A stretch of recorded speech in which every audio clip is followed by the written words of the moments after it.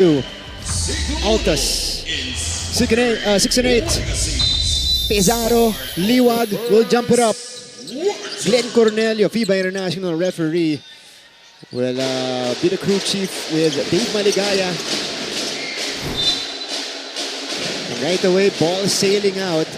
So, Perpetual contra Benilde. For Perpetual, again, even against the stronger teams, JV, nakikita natin sila to toughing it out each game, hanging around until the very end. Last game against LBU, nakahanap sila ng paraan para makakuha ng panalo. This is a different beast in the Benilde Blazers that they are facing today, though. Exactly, Martin. Balikan ko lang sana yung coaches matchup natin. Mas mainit pa sa players matchup eh. Pero going back to what you're saying, exactly. Di sila pwede dito yung endgame na mag-a-adjust kasi Benilde can do that at the endgame. 5 straight wins for the Benilde Blazers, officially the hottest team in the league right now. And they've done the wins. They've gotten the wins in convincing fashion. Alan Liwag serving the floor. Mike Sanko joins him in the front court. Here's Zenrik Harke. That one rattles out, and here comes Axel Manuel. This guy, nahanap nila si Harke to start this game at Benilde. This is what he does. Pizarro is very quick to position himself in the painted area. Mintis nga lang doon. Harke surveys. Hinanap dito si Sanko. They go to Alan Liwag, who is far away from the basket. Sanko with 5. Here is a retake. Naagaw ni John Abis. Abis is on the move. Manuel, nowhere to go. Good transition recovery coming from Benilde. And they will go on top. Coho Cruz, who was ineffective against LPU, will drive it here. Manuel, face-up 3. Short. Anjeta pushing it. Harke, yes. Zenrik Harke opens the scoring in this game. That gives us the opportunity to go courtside for the first time. Here is Erin T. Erin, go ahead. We all know that victory isn't given. It is earned by those willing to push beyond comfort and commit to the pursuit of greatness. Both the Altas and the Blazers are living out this truth, showing that their recent wins only fuel their desire to push even harder. Sa panig ng Altas, tumikada si JP Boral ng 18 points sa kanilang overtime win laban sa Lyceum noong Sabado. Despite his contribution on the offensive side, in-emphasize niya sa akin that defense is key and that is what they need to work on kung gusto nilang bumawi sa CSB. On the side of the Blazers, Captain Mark Sanko emphasized the need to control turnovers and play smarter while maintaining their strong rebounding and eagerness to win. Both teams are eager to maintain their momentum and secure another win for this season. Kaya abangan natin yan as I turn it over to you, Martin at Jamie. Thank you so much, Erin. Well, for the Perpetual Altas, it's defense and finding a way to stay composed, especially in the end game, as we see this move coming from Zenrik Harke. But JP Boral countering with a long jumper here. Para naman dito sa Benilde Blazers, James, ang nagiging game plan ng mga teams against Benilde, they go to a zone right away to limit the touches or limit the shots of Alan Liwag. So right now, it's all about finding a way to getting around that. Kasi yun na yung nagiging blueprint. Okay, pag Benilde, ito kalaban natin, para lang dumikit tayo. Tama. That was a good analysis dun, Martin. Pero I think during this game, they want the ball para dito sa Perpetual. They want the ball on Liwag's hand. And then nagzo-zone sila. They want him to double off the dribble para naman si Liwag gets yung turnover, mawala yung moral niya, bumaba yung confidence niya. That's right, but he's been facing that all season long. Talking about Alan Liwag, Sanchez forced to back down against the Rook. Here's the send out. Harke.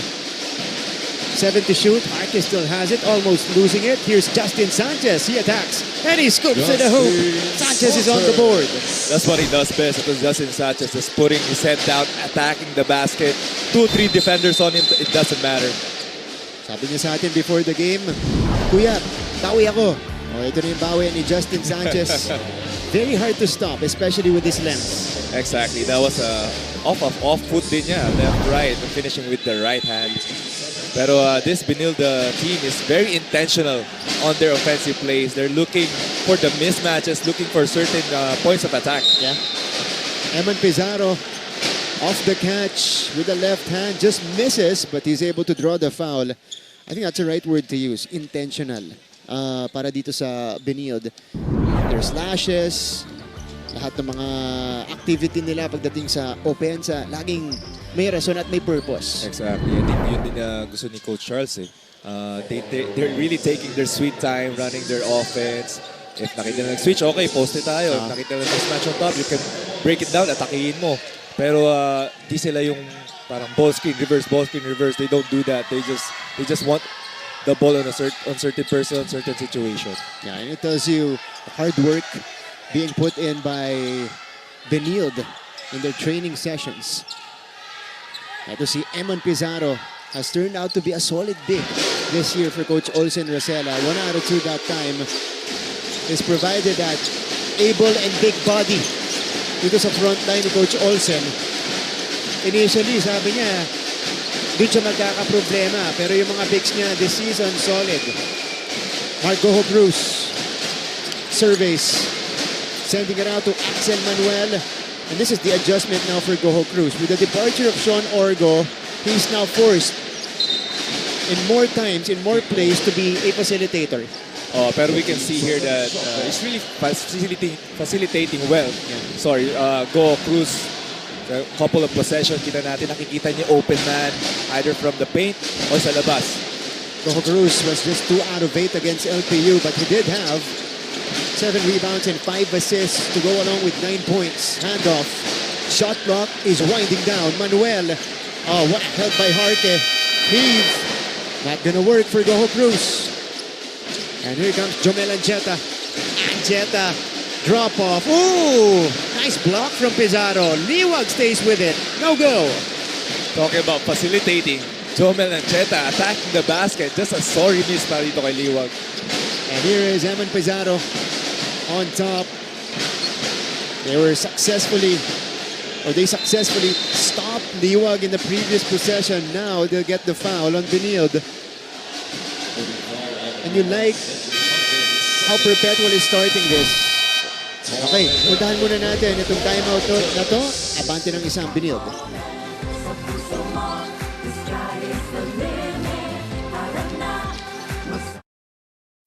Kilalang-kilala ngayon si Carlos Yulo sa kanyang double gold sa Paris. Pero alam nyo ba na mayroon nang naunang Carlos na naglaro sa Olympics na tubong NCAA? Siya'y walang iba kundi si Carlos Caloyloy Zaga na nagpa-champion sa San Beda Red Lions ng 3 beses noong 1950s. Lumahok si Loizaga ng 2 beses sa Olympics, pati na rin sa Asian Games, FIBA Asia at FIBA World Championships kung saan nagkamit siya ng maraming gintong medalya. Sa taong 2023, naluklok siya sa FIBA Hall of Fame. Talagang deserve ni Caloyloy Zaga ang kanyang moniker na The Big Difference. Yan ang NCAA sa siglo 1. Kilalang-kilala ngayon si Carlos Yulo sa kanyang double gold sa Paris. Pero alam nyo ba na mayroon nang naunang Carlos na naglaro sa Olympics na tubong NCAA? Siya'y walang iba kundi si Carlos Caloy. Back to the coverage. Perpetual kontra Benilde. Live right now on GTV and Heart of Asia. And almost halfway through the first quarter. Low scoring na yun, James. Both teams still trying to find the rhythm and the touch on the field. I think maganda dinidepensa both teams eh. Yeah. Lalo na na-stop nitong Perpetual ng mga ISO plays na ginagawa ng Benilde at the same time. Itong switching defense na ginagawa ng Benilde has been effective. Yeah. But this is a much better start. This is not what they wanted. Especially right after the timeout. They're called for a 5-second violation. Because they had a different play in mind, of course, that they wanted to execute. But instead, they commit a turnover. Oo, nabigla doon yung Perpetual kasi biglang nag-zone naman itong Benilde. So ginulat ni Coach Charles coming off a timeout itong Altas. Sanchez. Blazers looking to extend the lead. Sanchez misfires. Ball is tapped. It sticks with the Blazers with a fresh 14. 14 seconds on the shot ball. And the Benilde Blazers, they've beaten so many teams this season by 20-plus points, including that first-round matchup against Perpetual. That's how good they've been. Send out. Ollie from the corner. Not gonna work. Goho Cruz gets the long board. Here's Goho Cruz. MGC working on Ancheta. Pump fake shot. Basket for the rookie. What a move, Go Cruz. Backing down ito si Jomel Ancheta with three green shirts on the paint. First two today for Goho Cruz and Perpetual with the early lead. Liwag natapikan ni Manuel. Oh, he can't believe it. Let's take a look at this move. On the break. That's good defense by Ancheta. But Goho Cruz pulling out all the moves to get that basket. Very patient move there by Go Cruz. And sabi mo, on the break, Yeah. backing down. Di ata pwede sa isang sentence yun eh. Meron pang Naging slow break Oo eh. nga May second layer defense pa si Sampa doon na napeke niya. Torres from the corner. Torres knocks it down. We all know Torres can really play. Sabi nga ni Coach Charles Chu, he really can ball ito si Torres. He just needs to really learn the system. Yeah. John Abbas dealing damage on the other side of the midi.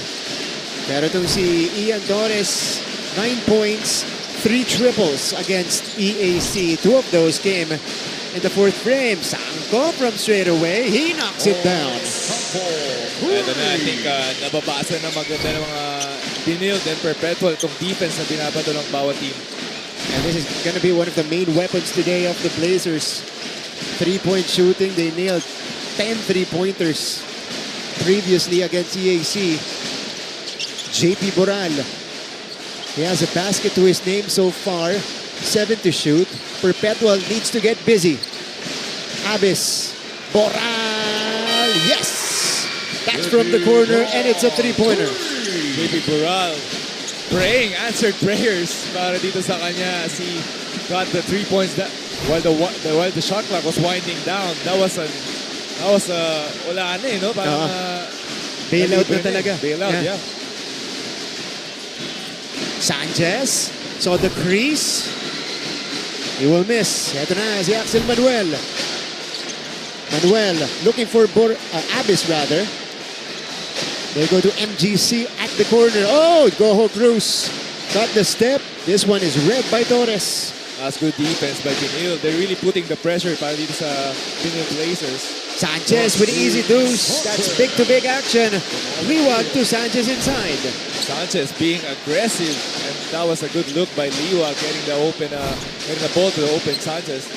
Now Justin Sanchez is very determined to bounce back. Boral. That one in and out. Sanchez is ahead of the pack. He's against Boral, but he scores. 6 points now for Sanchez here in the first frame. Back-to-back basket para dito kay Justin Sanchez. And also credit that to his teammates really looking for him running the break. Only 4 points for Sanchez against EAC. Now he has surpassed that mark and we're just in the first canto. Ganado ata nung nakita ka, Martin. Parang determinadong bumawi. At Goho Cruz getting that one high off the glass. Perpetual is within 2. Magbabalik ko kami.